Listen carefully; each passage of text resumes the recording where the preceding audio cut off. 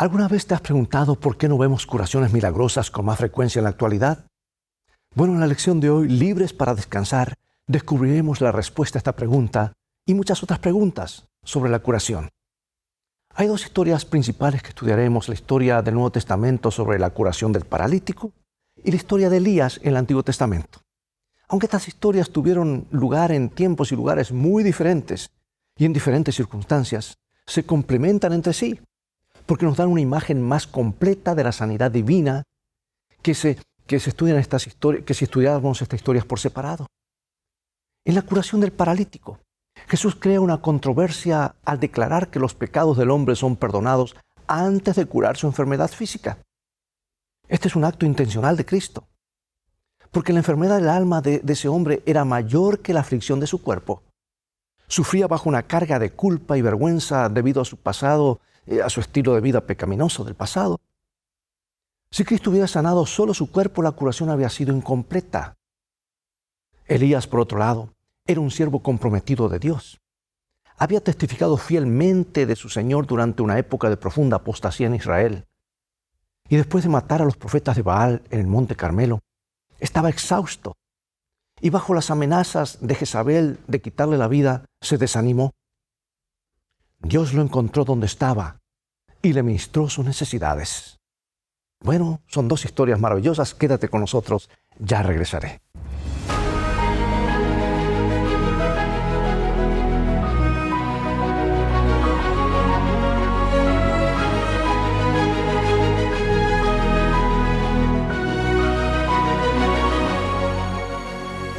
Leo en Salmo 27:1. Jehová es mi luz y mi salvación, ¿de quién temeré? Jehová es la fortaleza de mi vida, ¿de quién he de atemorizarme? Muchos de los que se encontraron con Jesús en su ministerio terrenal eran enfermos, a veces incluso enfermos terminales. Acudían en masa a Jesús en busca de salud y descanso de sus sufrimientos, y siempre lo obtuvieron. A veces Jesús solo decía una palabra de recuperación y ellos se sanaban por completo. A veces tocaba a los enfermos sin decir palabras. A veces los sanaba milagrosamente. A veces los despedía y la curación se producía yendo en camino. Jesús sanó a hombres, mujeres, niños, judíos, no judíos, ricos, pobres y a la gente sencilla. Los peores casos de lepra y ceguera no quedaron fuera de su alcance. Por cierto, incluso sanó a los que padecían la peor enfermedad de todas, la muerte. Hoy analizaremos estos dos ejemplos de curación muy diferentes. En uno allí la persona estaba tan enferma que ni siquiera podía acercarse a Jesús por sus propios medios. Sus síntomas eran bien visibles para todos. Pero en otro caso no había síntomas visibles ni obvios. En ambos casos la sanidad llegó a la manera de Dios y a su tiempo.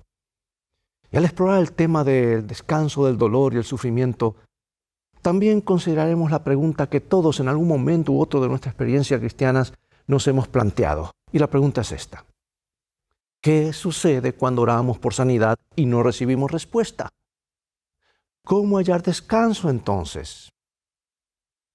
Si hay un momento en el que necesitamos descansar es cuando estamos enfermos, ¿verdad? Necesitamos descanso físico para que nuestro cuerpo pueda reactivar el sistema inmunológico. Y a menudo también necesitamos descanso mental. A veces simplemente son situaciones en las cuales no hay peligro de vida, como un resfriado o una migraña. Nos quedamos ahí, tratamos de no pensar en todo lo que deberíamos estar haciendo, pero no podemos. A veces cuando se trata de algo potencialmente mortal, nos desvelamos y nos preocupamos por los resultados y las pruebas médicas. Y luego muchas veces comenzamos a preguntarnos, ¿por qué? ¿Por qué? Ese estilo de vida poco saludable finalmente nos ha pasado factura, ¿verdad? ¿Serán las drogas que tomamos hace 20 años? ¿Será el exceso de peso que hemos estado acarreando durante los últimos años? ¿Dios estará castigándome por ese pecado secreto que nadie más conoce? Bueno, preguntas que nos hacemos. Vamos entonces a la primera historia en San Marcos capítulo 2, versículos 1 al 4, y nos dice así. Entró Jesús otra vez en Capernaum después de algunos días y oyó que estaba en casa. E inmediatamente se juntaron muchos, de manera que ya no cabían ni aún en la puerta. Y les predicaba la palabra. Entonces vinieron a él unos trayendo un paralítico que era cargado por 4, y como no podían acercarse a él a causa de la multitud, descubrieron el techo donde estaba, y haciendo una apertura bajaron el lecho en que yacía el paralítico. Para el paralítico de esta historia, este era un caso obvio. El paralítico había hecho algunas cosas de las que no estaba muy orgulloso. Su vida pecaminosa le causó esta enfermedad. Y los expertos espirituales trazaron una línea directa de causa a efecto. Había acarreado esta enfermedad sobre sí por sus pecados y no había cura. Esta actitud puede ser muy común hoy, ¿verdad? Al parecer muchas veces nos obsesionamos con quién lo hizo. Si se ha cometido algún delito, alguien debe pagarlo. Si hay un accidente en alguna parte, hay que demandar a alguien. Pero echar la culpa a alguien no produce sanidad ni plenitud en el enfermo. El diseño original de Dios no incluía el dolor, no incluía la enfermedad ni el sufrimiento. La enfermedad llegó a este planeta solo con la entrada del pecado. Es por eso que Dios nos da pautas de salud para que podamos disfrutar de una mejor calidad de vida ahora. Pero mientras estemos en este mundo enfermo de pecado, no habrá garantías de salud, sin importar cuánta diligencia sigamos los principios de salud. Lo bueno es que Dios puede darnos descansos, ya sea que estemos enfermos o sanos, ya sea que nuestra enfermedad sea resultado de nuestras propias acciones o del descuido de otra persona, de nuestros genes o simplemente una consecuencia de vivir en este mundo pecaminoso. Dios sabe cómo darnos descanso, Él es un experto en esto. Cuando alguien se enferma, no es bueno comenzar a culpar. Al mismo tiempo, ¿por qué entender la causa de una enfermedad puede ser en algunos casos un paso crucial hacia la curación y la recuperación?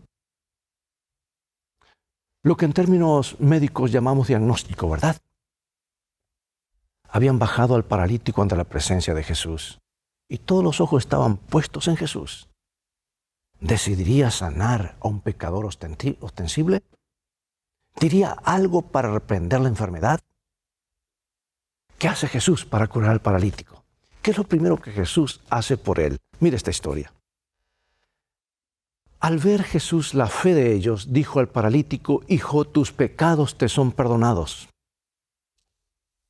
Estaban allí sentados los escribas, los cuales cavilaban en sus corazones. ¿Por qué éste habla así? ¿Por qué habla estas blasfemias? Dice. ¿Quién puede perdonar pecados sino solo Dios? Y conociendo luego Jesús en su espíritu que cavilaban de esta manera dentro de sí mismo, les dijo: ¿por qué caviláis así en vuestros corazones? ¿Qué es más fácil decir al paralítico: tus pecados te son perdonados, o decirle: levántate, toma tu lecho y anda? Pues para que sepáis que el Hijo del Hombre tiene potestad en la tierra para perdonar pecados, dijo el paralítico: a ti te digo, levántate, toma tu lecho y vete a tu casa. Yo me imagino que habrá estado aplaudiendo las personas allí, ¿verdad? Entonces él se levantó enseguida, tomando su lecho, salió delante de todos, de manera que todos se asombraron y glorificaron a Dios, diciendo: nunca hemos visto tal cosa. ¡Ah! ¡Qué historia! Como a menudo no nos damos cuenta de una enfermedad hasta que notamos los síntomas. Muchas veces asumimos que la enfermedad simplemente son síntomas. Creemos que deshacerse de los síntomas implica curarse. Pero Jesús aborda la enfermedad de una manera diferente, porque Él conoce la raíz de todo sufrimiento y enfermedad y quiere tratar en primer lugar eso. En el caso del paralítico, en lugar de tratar inmediatamente los efectos obvios de la enfermedad, Jesús va directo a la raíz de lo que más le molesta al hombre. El paralítico siente el peso de la culpa y la separación de Dios con más intensidad que su enfermedad. Una persona que descansa en Dios es capaz de soportar cualquier sufrimiento físico que le sobrevenga en este mundo enfermo de pecado. Y así, Jesús va directo a la raíz y primeramente le ofrece el perdón. Los dirigentes religiosos se sorprenden cuando escuchan a Jesús pronunciar el perdón. Generalmente hablar es fácil, pero no cuando Dios habla. Por la poderosa palabra de Dios, todas las cosas llegaron a existir. Y aunque el perdón no es algo que se pueda ver, es costoso. Porque, amados, el perdón le costó la vida al Hijo de Dios en la cruz. Todo lo demás es secundario. Y para demostrar el poder y la realidad del perdón, Jesús decide curar al paralítico. Dios, amados, desea curarnos por dentro en primer lugar. Y luego, escucha bien, a veces decide brindarnos sanidad física inmediata, como con el paralítico.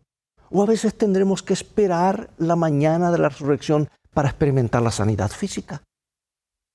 De cualquier manera, nuestro Salvador quiere que podamos descansar en la seguridad de su amor, de su gracia, de su perdón, ahora mismo, incluso en medio de nuestro sufrimiento. ¿Cómo podemos hallar descanso y paz, aunque no recibamos la respuesta al orar, cuando oramos por sanidad, o por lo menos inmediatamente que no recibamos la respuesta? ¿Sabes que según la Organización Mundial de la Salud, la enfermedad más común en todo el mundo que afecta a más de 300 millones de personas cada año no siempre presenta síntomas visibles? La depresión es la principal causa de la discapacidad en este mundo y uno de los principales contribuyentes para llevar a tanta gente a la muerte y muerte prematura. Desafortunadamente, no se habla de depresión con frecuencia en el cristianismo por considerarlo una señal de falta de fe. Estoy deprimido, es falta de fe. Un momento. Después de todo, ¿no se supone que los cristianos siempre deban estar llenos de gozo y felicidad y cosas por el estilo? Y decimos, bueno, si no estamos gozosos, entonces falta de fe. Entonces la depresión no es una señal de que algo anda mal en nuestra relación con Dios. La mayoría sabe que esto no es cierto. Incluso los cristianos fieles a veces pueden luchar contra la depresión, especialmente después de un hecho traumático. Y esto no es una señal de falta de fe ni de confianza en Dios.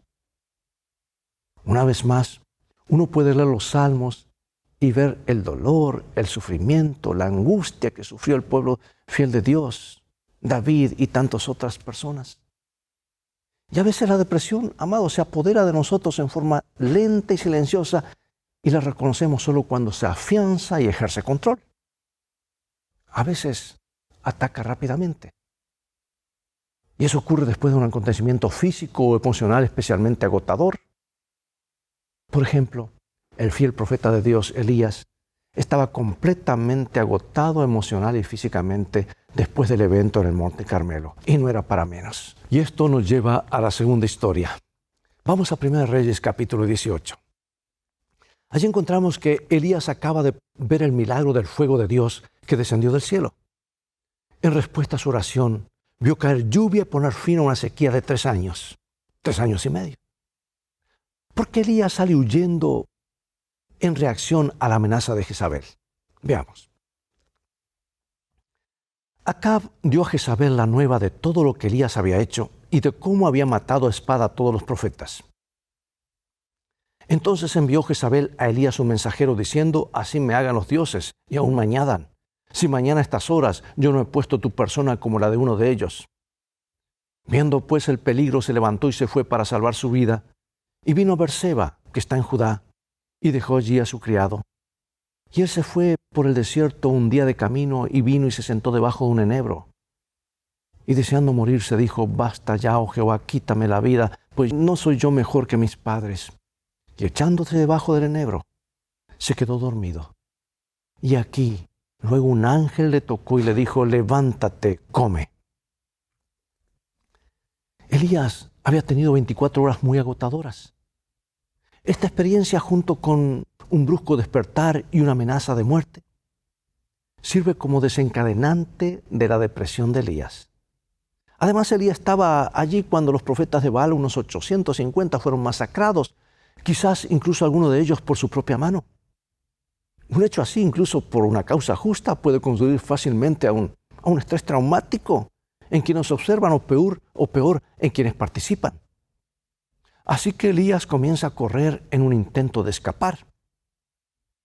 A veces nosotros corremos al refrigerador, ¿verdad? Y tratamos de recuperar la felicidad comiendo. A veces intentamos sosegar nuestro agotamiento emocional. A veces buscamos una nueva relación, trabajo o lugar en nuestro afán por escapar. Y a veces nos sumergimos en más trabajo, más fechas de entrega y reuniones, mientras nos concentramos en huir de algo sin nombre que agota nuestra alegría y descanso. Y sabemos que nos está carcomiendo eso. Y por supuesto muchos utilizan medicamentos de otro tipo no sé, para aliviar el dolor, el sufrimiento y desconectarse de la realidad. Sin embargo, al final, estas cosas solo disfrazan los síntomas, no resuelven el problema y a menudo solo lo empeoran. Oh, Elías ahora estaba demasiado cansado para seguir corriendo. Y entonces vuelve a orar. Y esta oración es muy diferente de la oración llena de fe que Dios respondió en el Monte Carmelo frente a los sacerdotes y a los profetas de Baal, y allí frente a los miembros de la corte del pueblo común. Esta es una oración de desesperación simple y corta. En el versículo 4, Elías declara que no es mejor que sus padres. ¿De qué estaba hablando aquí? Cuando Elías finalmente se tranquiliza, la culpa se apodera de él. Se da cuenta de que su rápida huida se ha robado lo que podría haber sido una gran oportunidad para la reforma de Israel. Comprende que ha decepcionado a quienes lo necesitaban y no puede hacer nada al respecto. Por ende, en un doloroso momento de autorreflexión, conociendo muy bien la historia de su pueblo, se ve a sí mismo como lo que es realmente. Bueno, sabes, esto puede ser una reacción dolorosa para cualquiera, ¿no es cierto? Es decir, vernos como somos realmente. Cuán agradecidos deberíamos estar por las promesas de que, por más pecaminosa que haya sido nuestra vida, por cuántos daños hayamos hecho y los problemas en los que hayamos metido, en Cristo Dios verá como ve a Jesús. Él nos verá de esa manera, a través de Jesús. Por eso pregunto, ¿qué mayor esperanza podemos tener que mediante la fe podamos reclamar la justicia de Cristo? Eso hace la diferencia frente a la crisis. No obstante, la depresión tiene una manera de arrastrarnos a un oscuro torbellino de autocompasión, ¿verdad? Y a veces empezamos a pensar que la muerte es la única salida. Ese parece ser el caso de Elías. Era demasiado para él. Dice, basta ya, oh Jehová, quítame la vida, pues no soy yo mejor que mis padres. Lo bueno es que el gran médico no condena a Elías, no le agrega más carga. Dios comprende mejor que nosotros a qué nos enfrentamos mientras luchamos con la depresión. Mira este comentario tan alentador. Dice lo siguiente. Quizá no tengamos en el momento ninguna evidencia notable de que el rostro de nuestro Redentor se inclina hacia nosotros con compasión y amor, pero esto es así a pesar de todo. Quizá no sintamos su toque visible, pero su mano está sobre nosotros con amor y ternura compasiva. Dios sabe y entiende, amados. Y entiende que largo es el camino que nos resta, como dice 1 de Reyes 19:7. Pero a veces tiene que esperar hasta que dejemos de correr. Recién entonces puede intervenir. Es como un ahogado, ¿verdad? Que lucha, y cuando deja de luchar, ahí la persona puede rescatarlo. Y a veces aquellos que están ahogando se confunden tanto que luchan contra el socorrista. El socorrista entonces tiene que retroceder, esperar para realizar el rescate, si no, ambos se hunden. Hasta que la víctima realmente queda inconsciente. Dios sabe que Elías ahora se cansó de correr. Dios sabe ahora que está ahora físicamente cansado, que está mal. Elías está emocionalmente agotado y carga con un tremendo peso de culpa. Como Jesús hizo con el paralítico muchos años después, Dios ahora hace un borrón y cuenta nueva y le da descanso a Elías. Y finalmente, éste puede dormir bien y reanimarse. Cabría esperar que esta fuera el final de la historia, pero no. El descanso de Dios no ocurre una sola vez, amados. Necesitamos descanso constantemente. Porque entrar en el reposo de Dios tiene que ver con sanar, con desaprender lentamente los patrones de pensamiento negativos y los hábitos destructivos. Dios no cura precipitadamente de una vez y ya. A veces es un proceso. Bueno, ¿qué ocurrió ahora? ¿A dónde va Elías ahora y por qué? Vayamos nuevamente a la historia. 1 de Reyes 19, 5-8.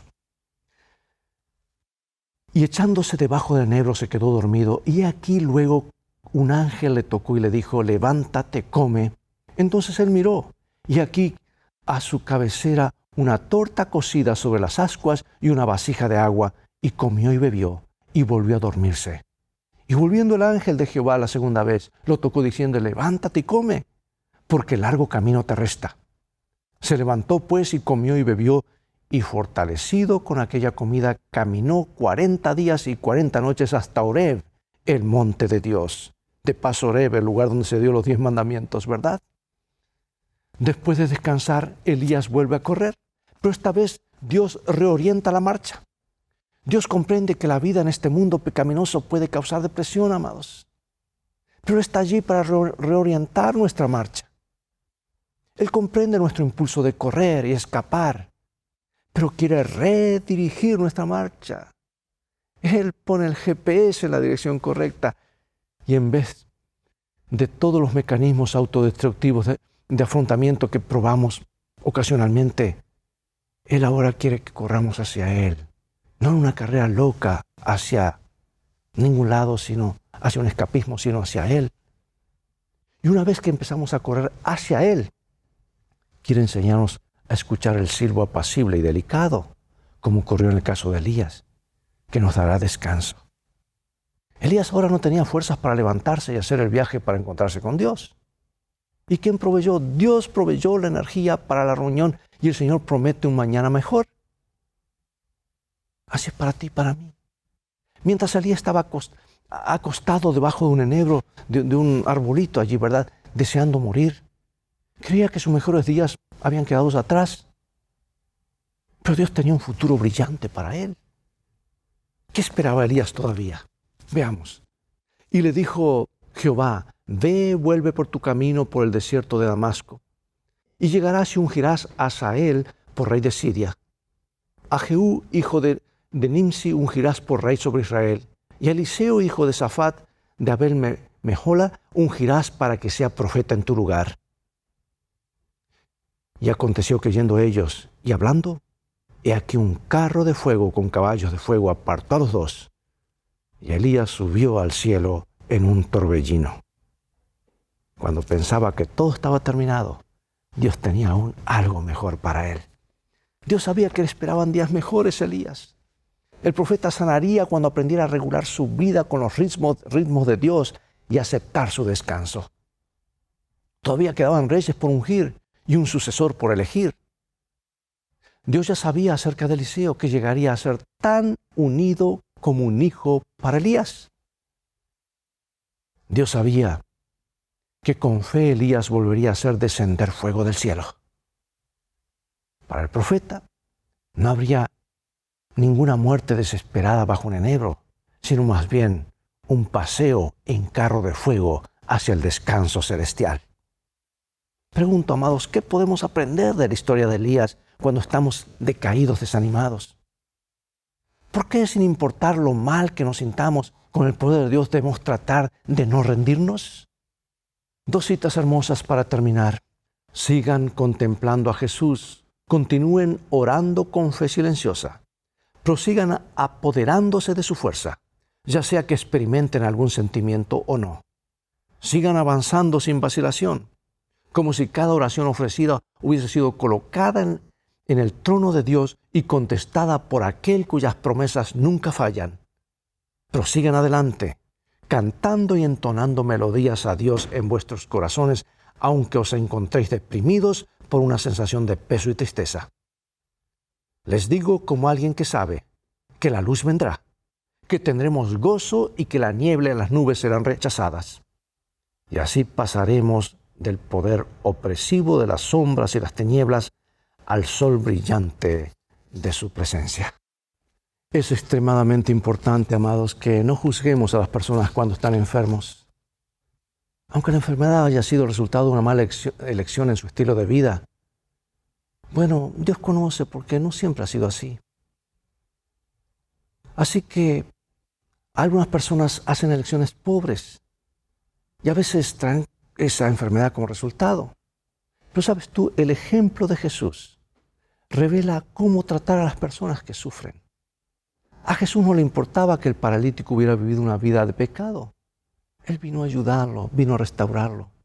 Y el Salvador fue llamado a ministrar a todos los pueblos, a todas las personas. Y nosotros también, como una extensión de las manos de Jesús, debemos hacer lo mismo. Los amigos traen amigos a Jesús. Mientras oramos con fe por los enfermos, Jesús obrará milagros en los corazones. A veces habrá milagros de curación instantánea. Otras veces la curación será gradual. Y a veces aquellos por quienes oramos morirán y descansarán en Jesús hasta la gloriosa resurrección en la segunda venida de Jesús. La palabra de Cristo nos da la seguridad de que podemos descansar en su amor porque por su gracia la curación es segura.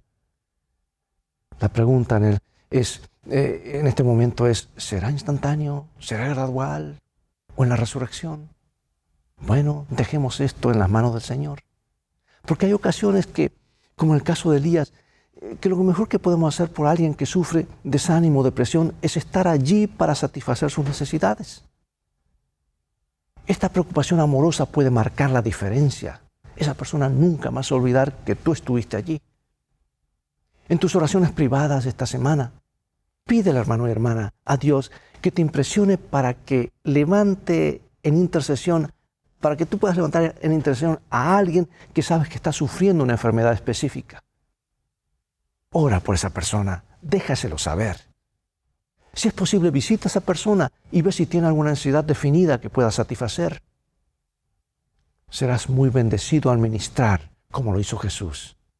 Y ellos también serán bendecidos. Oremos.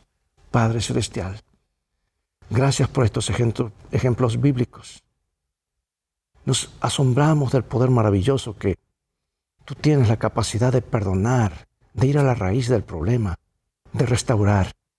Queremos ser usados por ti para traer esperanza, sanidad. Y aunque tú te encargarás de la sanidad física en su momento, queremos cumplir con ir y ayudar a esa persona para traerles a través de Jesús y su gracia la sanidad espiritual. Bendícenos. Sabemos que lo harás porque lo pedimos en el nombre de Jesús. Amén. Bien, amigos, es todo el tiempo que tenemos por hoy nuevamente. Ha llegado el momento de despedirnos. Será hasta el próximo programa de las lecciones de vida. Estas lecciones son maravillosas, ¿verdad?, acerca del descanso en Cristo. Invita a otros a sintonizar este canal. Invita a otros a encontrar descanso en Jesús.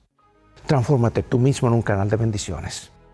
Mientras tanto, Dios te bendiga y te guarde y recuerda, tú vales mucho para Jesús. Él te ama más de lo que puedes imaginar.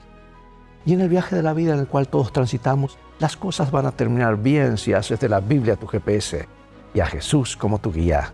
Maranata.